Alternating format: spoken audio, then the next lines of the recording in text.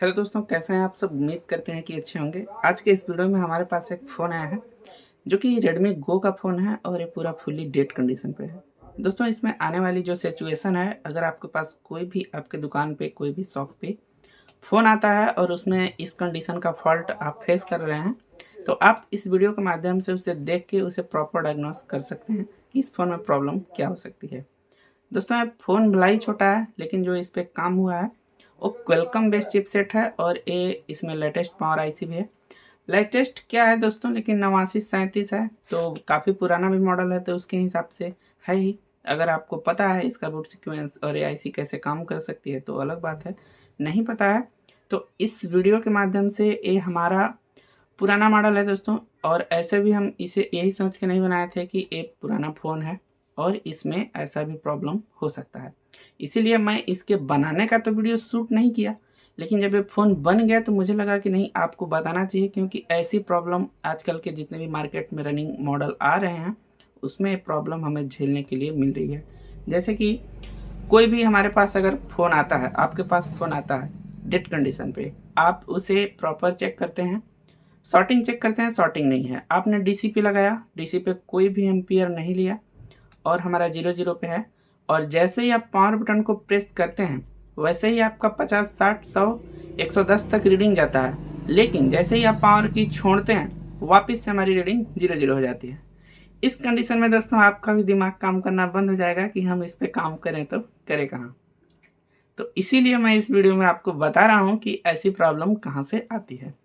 दोस्तों, जब भी आपके पास ऐसा प्रॉब्लम आए कि आप डीसी पे चेक कर रहे हैं और जैसे ही आप पावर की दबाते हैं वहाँ पे रीडिंग नहीं लेता है, थोड़ा बहुत रीडिंग ले रहा है 50 60 70 80, और जैसे ही छोड़ दें फिर बैक हो जाता है, उस कंडीशन में आपको प्रॉपर चेक करना है बकलाइन को। बकलाइन यानी कि 110% आपकी प्रॉब्लम सीपीयू से है। आप समझ जाइए कि हमारी प्रॉब्लम सीपीयू से है। अब मैं ये नहीं कह रहा हूँ कि आपका सीपीयू खराब हो गया है, बल्कि सीपीयू की रिक्वायरमेंट वोल्टेज पूरा नहीं हो रहा है। यानी कि पावर आईसी तो ट्रिगर कर रहा है, कि पावर आईसी बता रहा है कि ऑन करने का कोशिश मैं कर रहा हूँ, मैं सीपीयू तक वोल्टेज दे रहा हूँ और सीपीयू भी ऑन करने के लिए कोशिश हो रहा है, लेकिन वो उठ नहीं पा रहा है, यानी कि फुली ऑन नहीं हो पा रहा है। उस कंडीशन में हमें इसके सीपीयू के रिक्वायरमेंट वोल्टेज, जैसे कि बक लाइन के जितने भी लाइनें होती हैं जो सीपीयू कोर के लिए जाती हैं, उनको चेक करना होता है। जब भी आप ऐसे फ़ोन में काम करेंगे तो आप कभी न कभी 100% यही पाएंगे कि सीपीयू का बक लाइन शॉर्ट है। बक लाइन के शॉर्ट होने की वजह से ऑटो एम्पियर कभी भी नहीं लेता। जब आप पावर की प्रेस करेंगे तो आपका वही सेम सिचुएशन होगा कि फ़ोन तो स्टार्ट होने का प्रयास करेगा, पावर आईसी हमारी वोल्टेज जनरेट करके सीपीयू को देगी, लेकिन सीपीयू का लाइन शॉर्ट होने की वजह से हमारा फ़ोन प्रोसेसर तक पहुंचेगा ही नहीं वोल्टेज, तो फ़ोन हमारा ऑन कैसे होगा। तो चलिए इस वीडियो में मैं आपको थोड़ा समझा देता हूं और इसमें प्रॉब्लम क्या थी मैं वो भी दिखा देता हूं, फिर उस सॉल्व आउट कैसे हुई वो भी दिखा देता हूं। सारा कुछ मैं स्टेप बाय स्टेप एक्सप्लेन करूंगा, जिससे आपको काफ़ी मदद मिलने वाला है। चलिए इस वीडियो को शुरू करते हैं। हेलो दोस्तों, मेरा नाम कमलेश है और स्वागत है आप सभी का हमारे यूट्यूब चैनल पे। ये देखिए दोस्तों, ये हमारे पास Redmi Go का फ़ोन है जो कि डेड कंडीशन पे आया हुआ है, और मैं यहाँ पे डीसी पावर सप्लाई के साथ इसे कनेक्ट किया।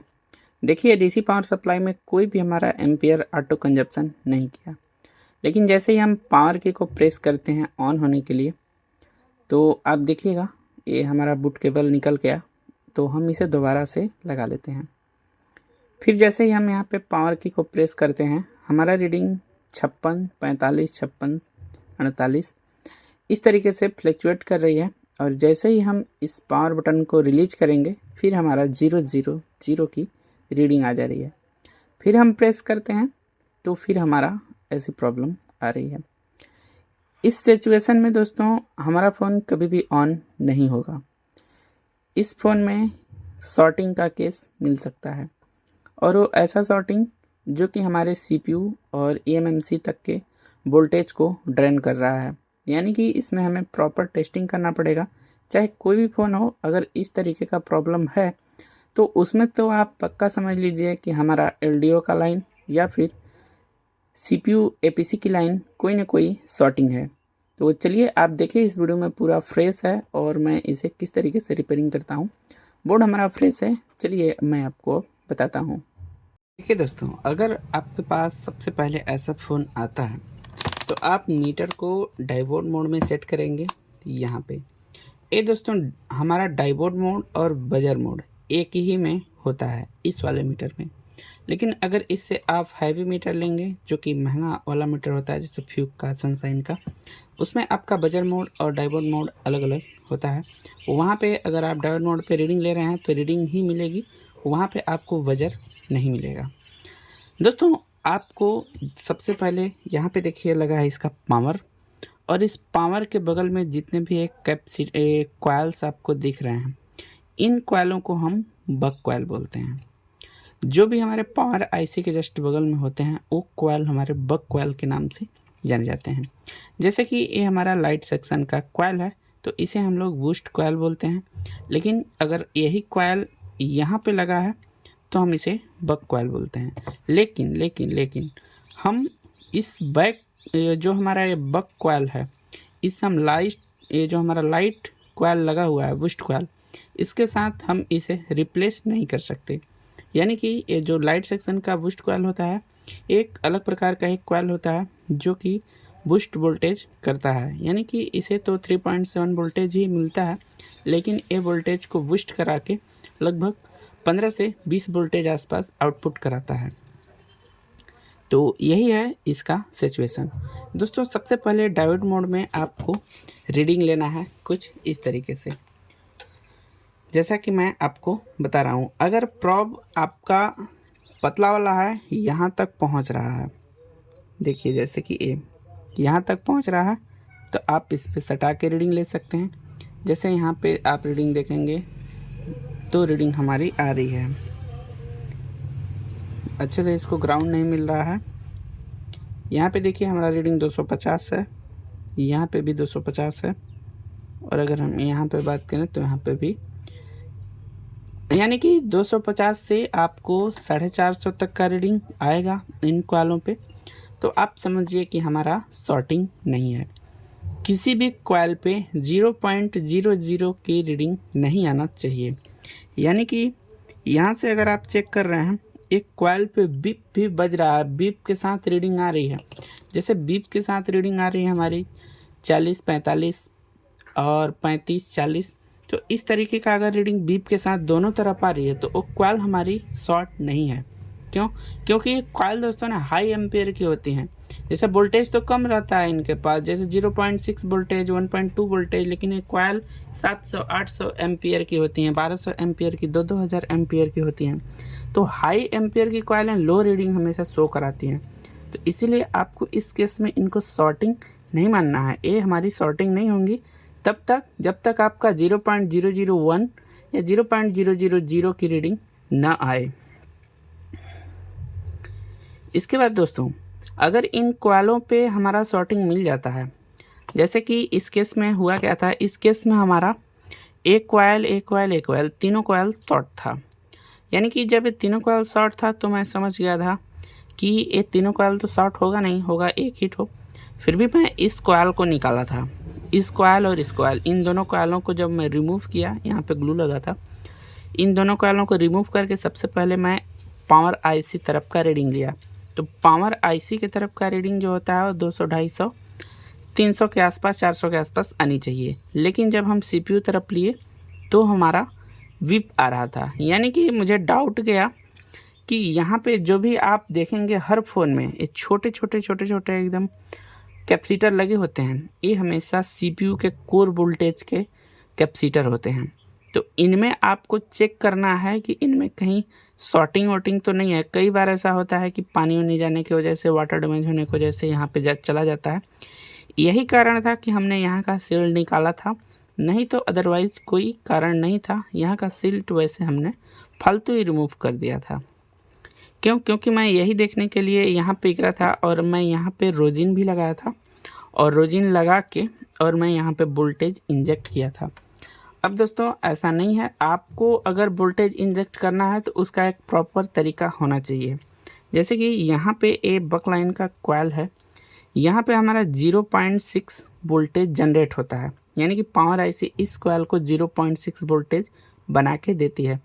तो हम यहाँ पे अगर हम जो हमारा नॉर्मल जैसे हम शॉर्टिंग निकालते हैं 3.4 वोल्ट 4.2 वोल्ट से, तो वहाँ पे अगर हम यूज करेंगे शॉर्ट किलर या फिर डीसी पावर सप्लाई मशीन, तो बनने वाला फ़ोन भी हमारा बिगड़ जाएगा, क्योंकि यहाँ पे सिर्फ 0.6 वोल्टेज ही आता है और आपने 4 वोल्टेज दे दिया।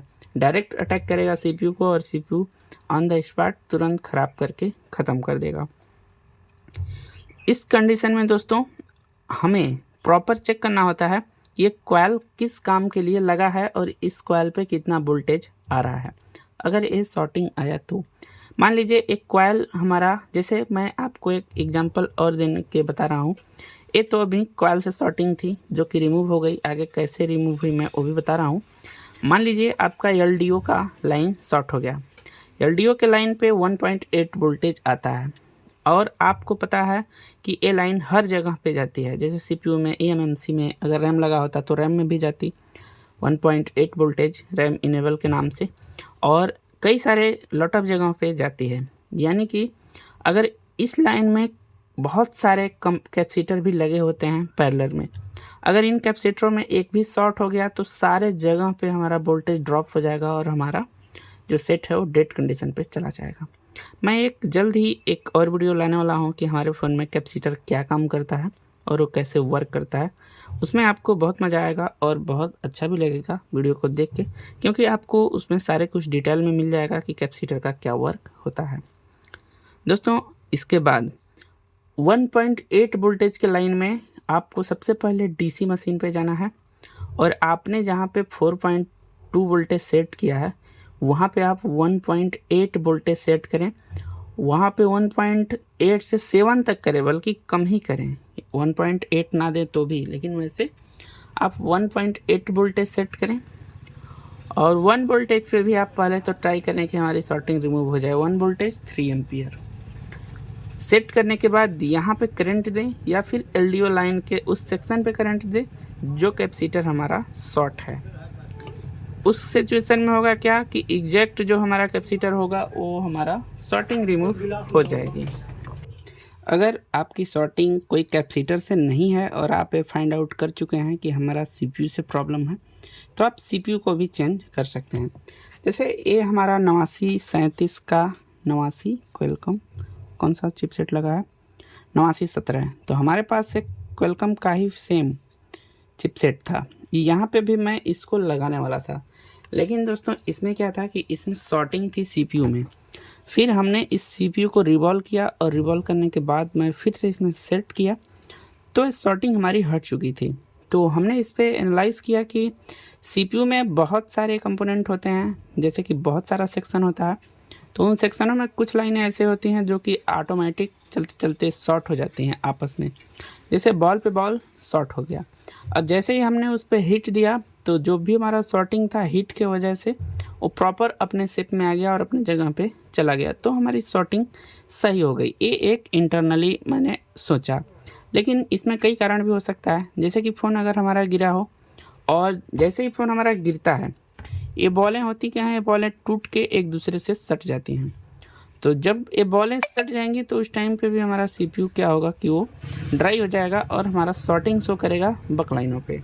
तो यही कारण होता है दोस्तों, अगर आपके पास ऐसा कोई भी फ़ोन आता है तो एक बार आप सीपीयू को रिवॉल्व करके और उसे सेट करके एक बार ट्राई ज़रूर करें। होता है तो ठीक है, अगर नहीं होता है तो 10 सेकंड का काम है, आप निकाल के और फिर दूसरा सीपीयू लगा के ट्राई कर सकते हैं। तो इस फ़ोन में मैंने सिर्फ सीपीयू को रिवॉल्व किया और रिवॉल्व करने के बाद हम इसे ऑन करके चेक किए तो हमारा फ़ोन प्रॉपर ऑन हो गया था। जब शॉर्टिंग हट गई तभी मुझे पता चल गया था कि ये फ़ोन हमारा 100% ऑन हो ही जाएगा, क्योंकि उस पर शॉर्टिंग थी ही नहीं। अब ये वही फ़ोन है जो हमारा कुछ टाइम पहले करंट लेके बैक हो रहा था, ये आपके सामने प्रॉपर ऑन कंडीशन में है। और देखते हैं इस पूरा ऑन हो जाता है क्योंकि हमने इसे चेक किया है, तो फिर देखेंगे क्या, थोड़ा वेट कर लेते हैं। देखिए हमारा सेकंड लोगो आ गया और ये कोई फॉर्मेट वगैरह तो है नहीं, इसलिए ये फटाक से ऑन भी हो जाएगा। देखिए ये हमें पैटर्न मांग रहा है, अब इसे कस्टमर प्रॉपर यूज कर सकता है। आई होप दोस्तों ये वीडियो आपको पसंद आई होगी और इस वीडियो के माध्यम से आपको समझ में आया होगा इस एक्चुअल में शॉर्टिंग कैसे रिमूव किया जाता है, और अगर डीसी रीडिंग में हमारा ऑटोमेटिक करंट ना लेते हुए जब हम पावर की को प्रेस करते हैं उस टाइम पे हमारा करंट रिलीज होता है, तो फ़ोन में क्या प्रॉब्लम देखने के लिए मिल सकती है। तो मिलते हैं किसी नेक्स्ट वीडियो में, तब तक के लिए गुड बाय, जय हिंद।